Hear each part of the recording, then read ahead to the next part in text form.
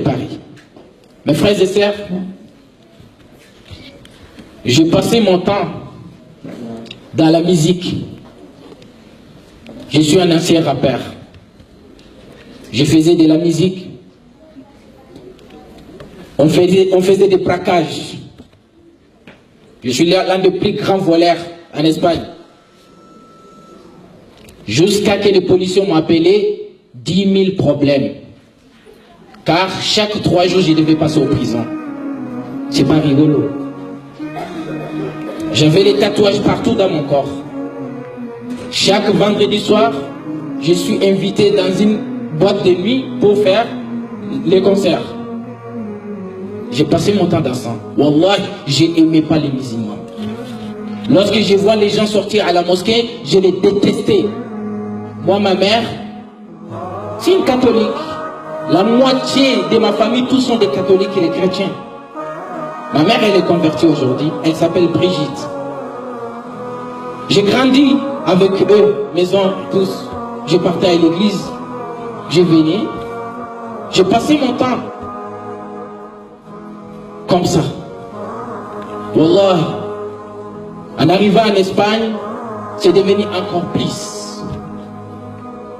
On continue dans les trafics de drogue, dans des conneries, dans des trucs que je ne peux pas vous rencontrer. Mais Wallah, les jours où Allah subhanahu wa ta'ala, il veut m'appeler, Wallah, je ne connaissais même pas réciter ni Al-Fatiha. Et je ne vous parle pas de 1997, je vous parle de 2010 que je suis rentré à l'islam. Une nuit, lendemain, on devait aller faire le braquage dans une banque.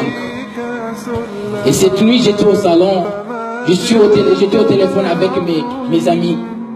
Ils ont préparé les armes pour qu'on doit aller faire le braquage. D'un coup, j'ai eu la sommeil. J'ai dit à mes amis, donc on s'appelle demain matin, on va voir comment on doit faire. Wallah, j'ai couché au salon. Lorsque je me suis couché, même pas 3 minutes, je vois dans mon salon, il remplit des fumées. Les fumées rentraient beaucoup. Et je voulais debout pour aller courir, je vois que je ne peux plus courir. Je ne peux plus bouger. J'ai envie de crier pour secours, j'arrive plus à crier. Et je voyais que le fumée, pour moi, c'était le feu qui rentre à la maison. J'arrive pas à comprendre.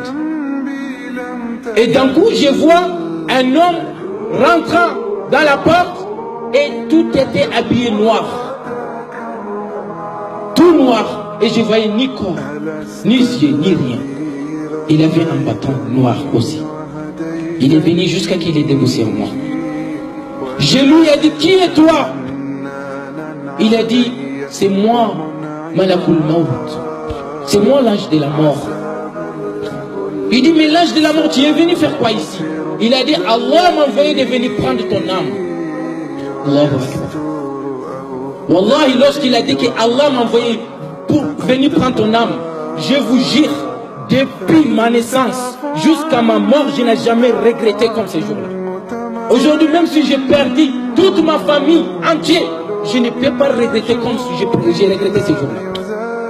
J'ai dit, s'il te plaît, demande à Allah, il me donne juste 2 heures du temps, j'adore Allah et je répétis et puis tu prends mon âme. Il a dit, combien des heures que tu as perdu sur la terre que tu n'adorais pas Allah? Combien des heures? J'ai dit, s'il te plaît, dis à Allah, il me donne juste 2 minutes. Juste, j'ai fait la shahada et tu prends mon âme. Il a dit, désolé. Combien de minutes que tu as perdu? Combien de minutes? D'un coup, c'est comme c'est un film qui était venu devant moi. Tout ce que j'ai fait. Direct, il a tiré les bâtons sur moi. Wallah, on dirait que tu as pris le couteau, tu es en train de quitter mon corps sur mon chair. J'ai tremblé fortement, mais ça n'est même pas duré ni 1 minute. Je me suis élevé fortement. Et lorsque je me suis élevé directement, j'ai couru aux toilettes pour aller prendre l'ablution. Sans que quelqu'un me dise d'aller prendre l'ablution. Alors qu'à mon temps, tu ne peux pas me dire va aller faire la prière. Les gens, ils ne perdent pas de moi parce que j'avais la force. Non, parce que j'étais danger. Je peux t'amener les gens pour qu'ils te tuent. Après tout cela, je suis parti aux toilettes pour prendre l'ablution. Je me suis réfléchi. J'ai dit, mais je suis mort. Mais pourquoi je vais prendre l'ablution? Donc, je retourne au salon. Comme ça, je vais regarder là où j'ai couché. Si j'ai trouvé mon corps, c'est-à-dire c'est vrai que je suis mort. Là, c'est mon âme qui est en train de parler. Je retourne au salon. Je regarde, je vois personne. D'un coup, je dis, attends, je vais aller réveiller les voisins pour demander est-ce que je suis vivant ou je suis mort. En sortant, comme si Allah subhanahu wa ta'ala, il a apaisé mon cœur. Il a dit, tu es vivant, va aller prendre ton ablution. Voilà mes frères et sœurs, j'ai pris la religion comme ça. Et c'est 2010 que j'ai commencé les études. En 2010, aujourd'hui c'est 5 ans. Je n'ai jamais été en Arabie Saoudite. Je n'ai jamais été en Égypte. Mais aujourd'hui, alhamdulillah, les gens qui viennent étudier en Égypte, qui viennent traduire le Coran chez moi. Les gens viennent d'Arabie Saoudite, ils viennent traduire le Coran chez moi. Wallahi, j'ai fait que 3-4 ans. Et comme je viens de vous montrer cette terre-là, 3 ans de études, mais il n'y a rien, même si tu es en Chine et tu veux recevoir la science d'Allah, Allah il va te donner. Parce qu'Allah il est partout. Allah il est partout. Même si tu veux aller étudier la religion d'Allah en Russie, tu vas trouver ta science. Il est temps de repentir.